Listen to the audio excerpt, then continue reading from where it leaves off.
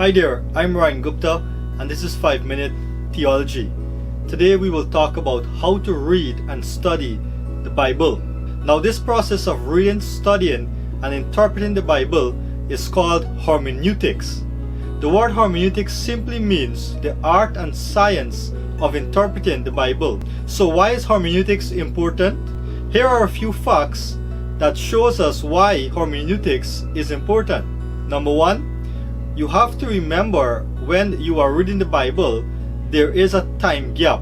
It means the Bible was written thousands of years ago. And so sometimes there's also a time gap between books. There are times when a book is written and then 5 years later, the second part is written. So all the books of the Bible were not written in the same year at the same time. There are years between those books.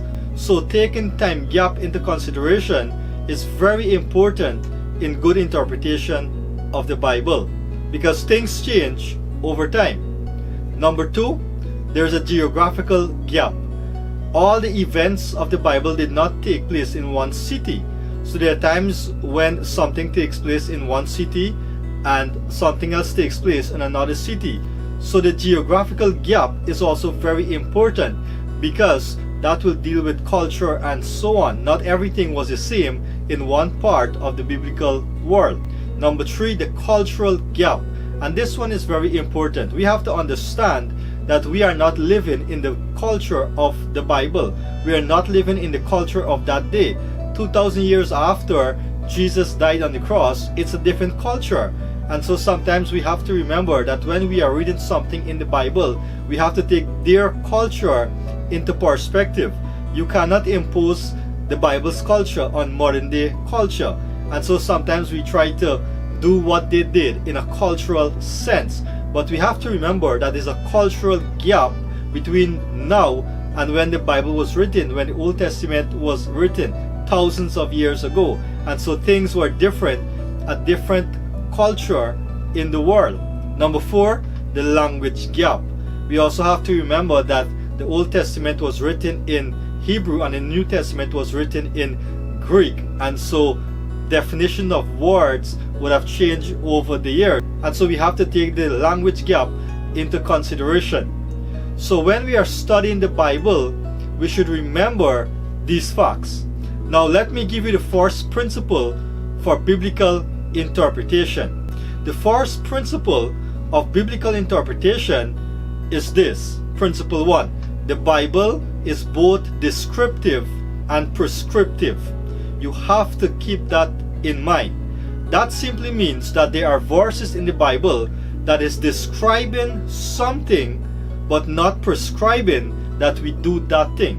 Or put it like this, the passage is recording an event or a person's actions or their words, but it is not recommending that we follow that person's action.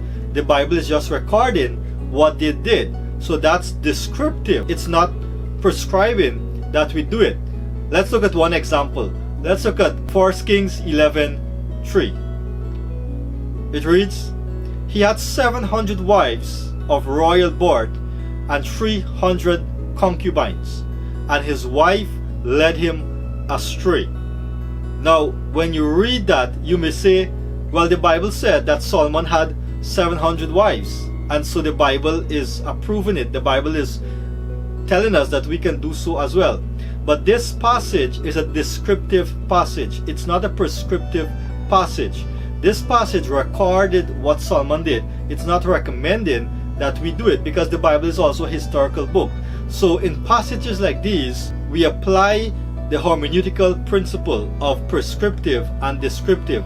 So again, the Bible is not prescribing that it's okay for a man to have 700 wives, but it is describing what Solomon did. It's not recommending that we do it, it's recording that Solomon did it.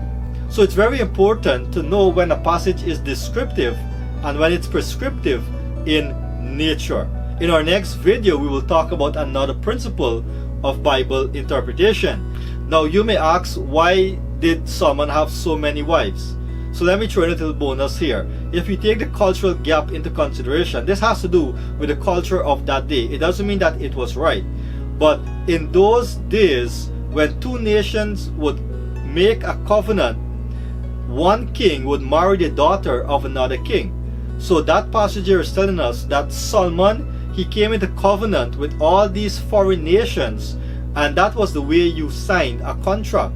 For this contract to be legal, Solomon had to marry the daughter of that king, and that's why he ended up with so many wives. It doesn't mean that what he did was right, because Solomon did not trust God. Solomon trusted his own wisdom. So it doesn't mean that he had sexual intimacy with all of them. Maybe he did, maybe he didn't.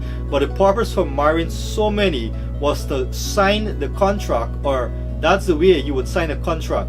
One king would marry the daughter of another king to be related, and so to maintain the integrity of that contract. Again, it doesn't mean that what he did was right, but that was how they did it in those days. He was supposed to trust God to bless him. Instead, he trusted his own worldly wisdom to make deals with these foreign nations, and so ended up in that situation. So again, remember when a passage is descriptive and when it's prescriptive.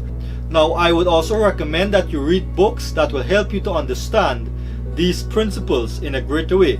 Any book on customs of the Bible, there are good books on manners and customs of the Bible that will explain these things and give you a better understanding and help you to interpret the Bible to stay faithful to the text. So thank you for listening.